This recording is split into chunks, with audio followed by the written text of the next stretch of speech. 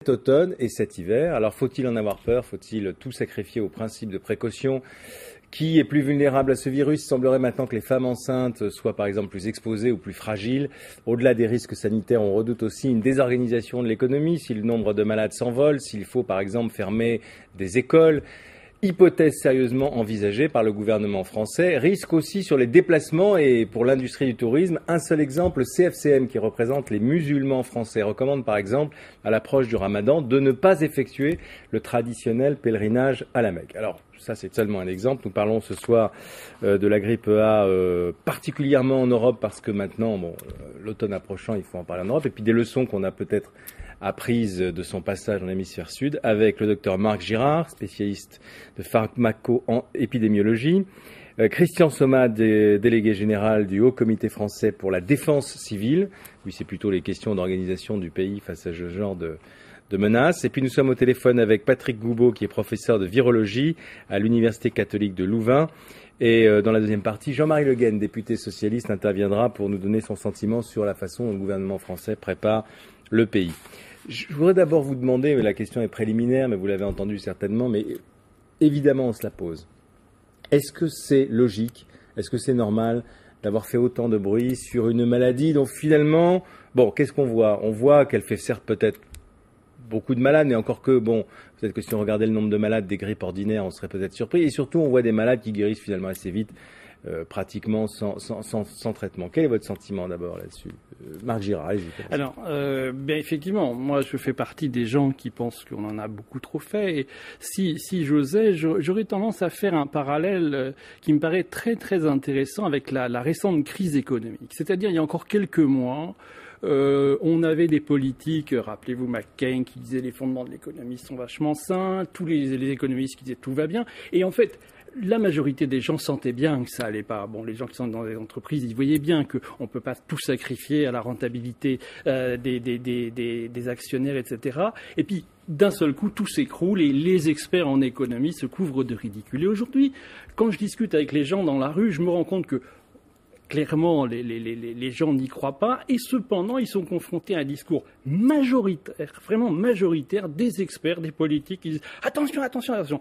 Alors, s'il faut interpréter, on pourra peut-être revenir, c'est que moi, je dirais qu'on a là une démonstration complémentaire, c'est pour ça que je me réfère à la crise économique, de l'effet désastreux de décennies de libéralisme réganien de la communauté européenne. Oui, tout à fait. C'est-à-dire la façon dont les instances de décision ont été littéralement gangrenées par deux choses dont j'espère qu'on va parler, c'est l'incompétence d'une part, la corruption d'autre part. Voilà, incompétence et corruption. Alors allez-y, il faut en dire plus parce que c'est quand même des accusations assez graves. Alors, tout à l'heure, je vous disais, les gens, ils sont agacés. Incompétence, ça veut dire quoi? Ça veut dire pour vous, les experts qui, ceux de l'OMS par exemple, il y a eu le feuilleton, c'était au printemps dernier, sur niveau 4, niveau 5, niveau 6, etc. C'est ça qui a commencé Alors l'incompétence, elle peut être multiple. C'est-à-dire, il y a franchement des gens dans l'administration française et au plus haut niveau, il y a des gens qui sont totalement incompétents, on n'est pas là pour citer des noms.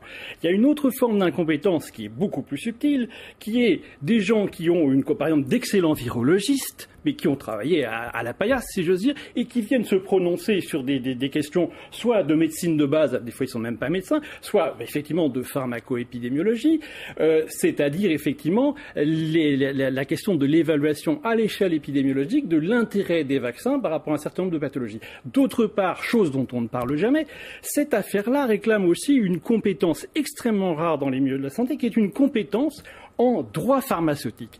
On nous dit, qu'est-ce que c'est que le processus d'AMM, d'autorisation de mise sur le marché? Le processus d'autorisation de mise sur le marché, je parle à un politique, quelqu'un qui connaît mieux la politique que moi, c'est un processus d'évaluation. C'est-à-dire, vous avez développé votre médicament pendant 5 ans, 10 ans, 15 ans, les autorités sanitaires sont censées regarder les essais, la toxicité chez l'animal, etc.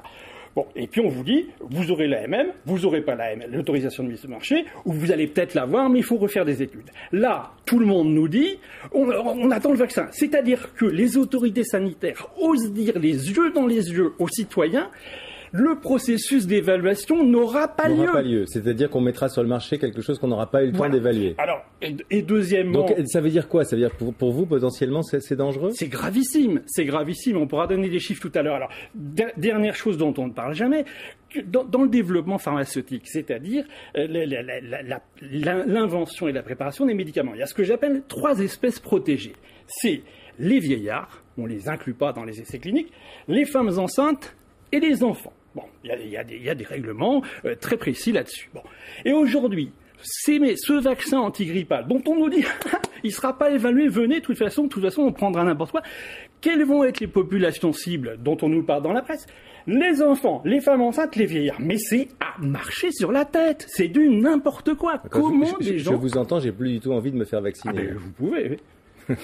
Alors, allez-y, Christian Sommer. Non, moi j'ai une approche un petit peu différente. Je pense, si vous voulez, qu'un gouvernement qui est responsable devant ses citoyens, qui est dans une organisation internationale qui s'appelle l'OMS, à partir du moment où l'OMS, je dirais, prend ses responsabilités et déclenche le niveau de pandémie, que la France a développé depuis maintenant plus de 3 ans un plan national pandémie, il est normal que ce plan, je dirais, soit examiné, adapté et mis en œuvre.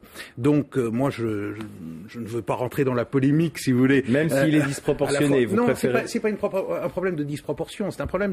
Le plan pandémique a été créé à la base sur un virus qui est quand même beaucoup plus virulent que celui que l'on connaît, qui est le H5N1, donc avec des taux de mortalité plus élevés. Et donc, évidemment, il était dans ses effets, et dans le plan, je parle, était dans ses effets, avait des ouvertures beaucoup plus différentes, et puis surtout beaucoup plus fortes, puisqu'on imaginait des systèmes de barrières beaucoup plus drastiques que ceux auxquels on pense aujourd'hui, même si on est en train de regarder au cas par cas comment va évoluer la pandémie. Moi, je crois que ce qui est important, c'est d'avoir une organisation à la fois au plan international, ce qui est le cas avec l'OMS, au plan national, ce qui est le cas avec le plan pandémie grippale national, et c'est un travail tout à fait important qu'a mené le ministère de la Santé sur ces questions-là. Vous nous dites, au fond, on a un dispositif qui nous sert à parer à ce genre d'épidémie.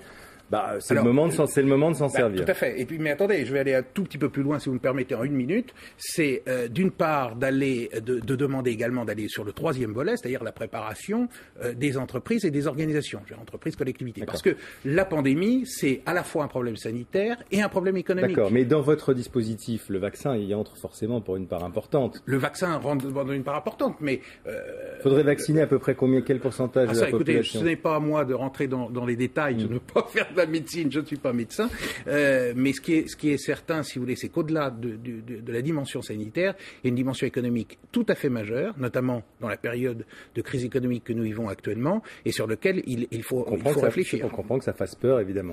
On parle de plusieurs points de croissance, alors qu'on en est déjà quasiment à 0, donc en négatif. Donc effectivement, l'organisation est très très très importante. Peut-être involontairement, ça va à l'appui de ce que disait Marc Girard, qui dénonçait un libéralisme absolu, en disant c'est quand même la considération économique qui prime sur la santé des gens, non? Non, c'est pas du tout. Au contraire. Si ce vaccin n'a pas été... Je ne parle pas du vaccin. Le vaccin est un des dispositifs. Mais dans la gestion d'une pandémie, vous avez toute la phase de gestion de la continuité d'activité et de faire que l'ensemble des services soient assurés aux citoyens. Et dans ce cadre-là, si vous voulez, vous avez une organisation à mettre en place qui est importante et sur laquelle le gouvernement travaille, mais sur laquelle l'ensemble des entreprises et la société française doit travailler. Et elle n'est pas tout à fait prête. Je précise pour ceux qui nous suivent qu'on n'a pas encore Patrick Goubeau, qui est le virologue, qui pourrait beaucoup plus vous répondre sur le vaccin. Ah, il est là! Parce qu'on m'a dit qu'il n'était pas là. Parce que si vous permettez, puisque vous êtes parti très fort sur le vaccin, est-ce que Patrick Goubeau, donc, qui je rappelle est professeur en virologie à l'Université catholique de Louvain, pourrait répondre à Marc Girard qui nous dit, je ne sais pas si vous avez entendu ce qu'il a dit, qui nous dit au fond, on va mettre sur le marché un vaccin qui ne va pas être évalué. C'est parfaitement exact. Bonjour d'abord. Ce vaccin est mis dans l'urgence. Pourquoi? Parce que la pandémie s'est déclarée au Mexique pendant le printemps et que habituellement les décisions pour les vaccins se prennent au mois de février. Et donc, on a dû travailler dans l'urgence pour développer des vaccins. Les firmes ont évidemment acquis une certaine expérience dans la façon de faire, mais nous restons, c'est certain, avec une inconnue. Pour l'instant, et depuis le mois d'août, des tests sont en train d'être faits sur des volontaires et nous aurons du moins la réponse sérologique chez ces vaccinés ainsi qu'éventuellement des complications qui pourraient survenir dans l'immédiat je dis bien dans l'immédiat, et puis ensuite, le vaccin va petit à petit être disponible. Au début, ce seront des petites quantités et il faudra travailler par priorité, ça c'est certain. Ça c'est une autre question, qui vacciner en priorité? Mais déjà, comment justifiez-vous le fait, Marc Girard nous disait contraire à tout ce qui se fait d'habitude, hein, de mettre sur le marché, alors qu'on n'a pas quand même le sentiment que c'est une maladie gravissime, aux effets mortels très importants, même s'il y a eu des décès évidemment, oui. Un produit qui peut être dangereux pour les enfants, pour les femmes enceintes, puisqu'on imagine que ce sera par exemple dans les catégories de gens qu'on voudra vacciner en priorité. Oui, mais à ceci près qu'on n'est pas tout à fait dans l'inconnu, étant donné que chaque année, les modifications du vaccin de grippe se font quand même dans l'urgence. Elles ne sont pas acceptables, dirons-nous, dans le cadre du développement d'un nouveau vaccin. Mais dès qu'il s'agit de changer la souche dans un vaccin, il est évident que les procédures sont acceptées et que, par extension, on va appliquer ce vaccin. Donc nous ne trouvons pas tout à fait dans l'inconnu, ça c'est certainement le cas. Oui, alors d'une part, la dernière fois que j'étais ici, j'ai eu également un collègue qui a dit on a 40 ans d'expérience sur les vaccins. Oui, on a 40 ans d'expérience et cette expérience est désastreuse. En médecine, nous avons un mode d'évaluation qui s'appelle le mode d'évaluation de la collaboration Cochrane. Les vaccins contre la grippe ont été évalués selon ces critères il y a quelques mois et le résultat est désastreux, c'est-à-dire on n'a pas de preuve d'efficacité et quant à la tolérance, on n'a pas de preuve. Voilà le bilan de 40 ans où on n'était pas pressé et on nous dit en quelques jours on va faire quelque chose. Alors, j'ai entendu tout à l'heure, finalement, la rhétorique du pire, c'est-à-dire, oui, mais il peut y avoir plein de trucs, ça peut coûter très cher. Alors, moi, je suis un spécialiste du médicament, je vais aussi adopter la rhétorique du pire à propos des médicaments. On va faire une hypothèse. On nous dit, voilà, va y avoir 20 millions de gens qui vont être atteints, il y a une mortalité qui est probablement inférieure à 1 pour 1000, donc ça va faire moins de 20 000 morts qui vont être des sujets très âgés, des gens extrêmement fragilisés, des gens subclaquants, comme on dit en médecine. 1 sur 1000, je suis désolé, mais scientifiquement, c'est le niveau de fréquence d'effets indésirables des médicaments qu'on n'arrive pas à détecter au cours des essais cliniques. Donc, en fait, on parle plus de vaccination obligatoire, mais on sent bien que les autorités politiques, elles sont en train de gratouiller dans cette direction-là. Donc, mettons-nous dans la politique du pire, on va vacciner 65 millions de Français. 60 millions pour faire des contrôles.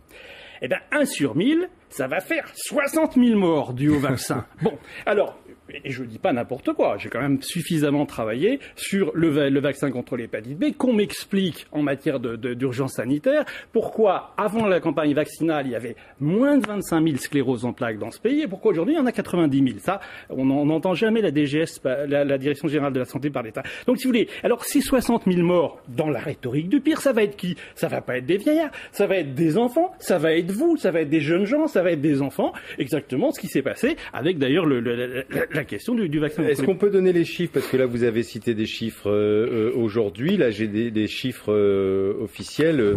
228 921 cas dans le monde, dont 2084 morts. Et sur 2084 morts.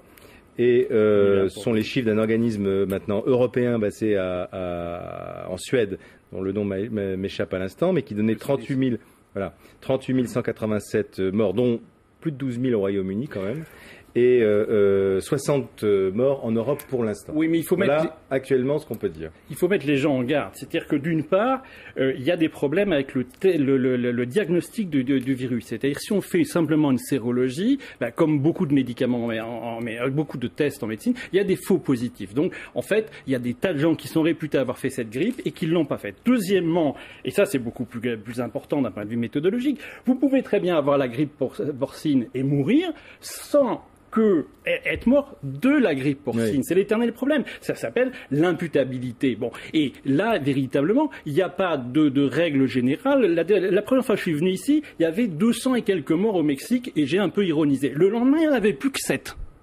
Alors, quand vous voyez cet ordre de précision, vous vous dites, vraiment, on fait un peu n'importe quoi. Alors ensuite, la question de ça va coûter cher, Combien une épidémie de grippe fait de morts à peu près chaque année? Alors justement, quand vous regardez, il y a un texte de 2003 de la DGS qui a été publié, qui est disponible sur Internet.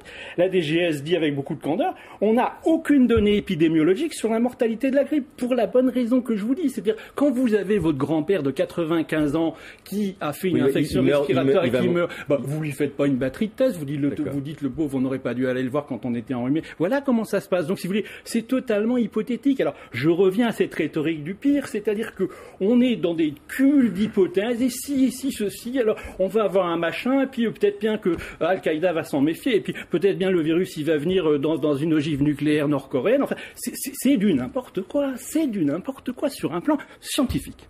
Alors, est-ce que Patrick Goubot veut ajouter un commentaire à ce qui a été dit? Je peux ajouter pas mal de commentaires à ce qui vient d'être dit. D'abord, la mortalité dont on se rend compte actuellement n'est pas vraiment la mortalité classique, et on s'attend à ça dans une pandémie d'ailleurs. Ce ne sont pas les groupes de gens prêts à passer l'arme à gauche qui meurent de la grippe. Ce sont des groupes un peu différents. Ce sont des personnes qui ont des pathologies sous contrôle. Ce sont des femmes enceintes, ce sont des personnes en surpoids pondéral qu'on appelle morbide, donc ils sont fortement en surpoids, et des tout petits enfants. C'est ce qu'on a vu actuellement. J'ai l'impression que le problème est aussi un peu franco-français. Vous parlez, alors que ça n'a rien à voir avec le discours ici, de l'hépatite B et de la sclérose en plaques. C'est un problème qui a fort occupé la France, qui est absolument inconnu en dehors et dont on se préoccupe fort peu. En Belgique, il existe deux groupes, les Flamands et les Wallons qui sont francophones. Eh bien, du côté francophone, on écoute la télévision française et on en parle. Du côté flamand, on n'en parle pas. C'est quand même très curieux. Alors, du point de vue de la vaccination... Dites-nous sur quoi porte le débat en Belgique, parce que contrairement à ce qui est écrit sur l'écran, je tiens à dire que Louvain est en Belgique et non pas en France, je m'en excuse. Oui. Voilà, on va rectifier cette erreur. Est-ce que le débat en Belgique est différent? Au fond, nous sommes deux pays comparables, nous vivons sous les mêmes latitudes et il y a de fortes chances que le virus nous frappe de la même manière. Oui, on a l'impression qu'il y a moins de catastrophisme dans le sens qu'on se rend compte que c'est une épidémie avec un virus, je dirais, banal, mais qui touche probablement plus de monde quand on regarde ce qui se passe en Australie, qui touche plus de groupes de la population. Et que le problème sera surtout le fait que beaucoup de personnes seront atteintes dans les entreprises, dans les hôpitaux. On risque d'avoir beaucoup de malades et c'est surtout ça qui préoccupe. Maintenant, en ce qui concerne la vaccination, je pense que nous serons beaucoup plus sélectifs que ce qui était né de la grande crainte de la grippe aviaire avec le H5N1. On s'est dit, on doit avoir du vaccin pour tout le monde, il va falloir vacciner tout le monde et peut-être 2 fois, etc. Actuellement, on se dit, on va aller par priorité et on va y aller pas à pas. Parce que ça ne sert à rien de se précipiter, d'autant plus que les vaccins seront tous disponibles pour avoir la dernière dose, probablement au mois de mars, c'est-à-dire quand l'épidémie sera passée. Donc je ne pense pas que ça sert à grand-chose de discuter sur vacciner l'ensemble d'une population, parce que de toute façon, ça n'aura pas lieu. Les groupes que nous voyons en Belgique en priorité, qui sont ceux de l'OMS, le premier, c'est d'assurer la continuité des soins dans le cadre d'une épidémie, et donc surtout le personnel médical qui devrait être protégé. Contrairement à ce qui a été dit, l'analyse des vaccins montre qu'ils sont beaucoup moins efficaces que d'autres vaccins. Ça, c'est tout à fait vrai. Mais ils ont quand même une certaine efficacité. Et l'efficacité augmente en fonction du groupe. Elle est très mauvaise chez les personnes âgées. Elle est très mauvaise chez les personnes immunodéprimées, ceux qu'on a l'habitude de vacciner actuellement. Elle est bien meilleure chez les personnes qui sont jeunes et en bonne santé. Raison d'ailleurs pour laquelle on insiste d'essayer de vacciner le personnel médical parce que c'est lui qui protégera ces patients. Et quid de la mortalité du vaccin? Parce qu'il y a quand même des risques. Est-ce qu'on a des chiffres là-dessus? Marc Girard nous disait à la limite on peut extrapoler en disant qu'il peut y avoir 60 000 morts du vaccin. Il devra nous donner des chiffres de vaccin de la grippe qui a tué une personne sur 1000. Je ne sais pas d'où ça sort ce chiffre-là. ce n'est pas du tout réaliste. Le grand effet secondaire qu'il y a eu lors de l'épisode de Fort Dix en 1977 était avec un vaccin qui était un vaccin whole cell, c'est-à-dire qui contenait l'ensemble du virus et qui avait été préparé trop rapidement, qui a été donné en panique à des tas d'Américains et on a vu une augmentation du syndrome de Guillain-Barré. Mais on n'a pas vu une augmentation de mortalité. Si j'ai bien compris, les Américains d'ailleurs vont réutiliser des vaccins classiques de la grippe, non? Alors que nous on fait un vaccin entièrement nouveau? Je pense de toute façon qu'on ne doit pas avoir les mêmes lectures, mon collègue et moi, parce que dire par exemple le précédent, c'est important au niveau pharmacopédémiologique, dire que le précédent du vaccin contre l'hépatite B c'est un problème franco-français, je suis quand même désolé, l'étude qui a mis le feu aux poudres, c'est une étude américaine faite sur une base de données britannique et la majeure partie de la littérature est en anglais, vu qu'en français, de toute façon, il y a un interdit à publier. Alors, d'autre part, sur le vaccin, moi je veux bien que la vaccination soit efficace chez l'adulte jeune, mais j'ai la citation même de la revue Cochrane dont je parlais, qui est encore une fois en épidémiologie la référence, donc une étude qui a repris toutes les études sur 40 ans de 1966 à 2006, et je pourrais le dire en anglais, ça ferait prétentieux, puis on verrait que j'ai un mauvais accent, la citation c'est textuellement, chez l'adulte jeune, il n'y a pas assez de preuves permettant de déterminer si la vaccination antigrippale est efficace pour prévenir la grippe chez l'adulte en bonne santé. Bon. C'est une citation textuelle. D'accord, on va s'arrêter là, le temps de retourner sur le plateau de la Newsroom, retrouver Judith Grimaldi pour un nouveau point sur l'actualité dans le monde et on poursuit ce débat tout de suite après. Merci, restez avec nous. Au moins 7 morts et une cinquantaine de blessés.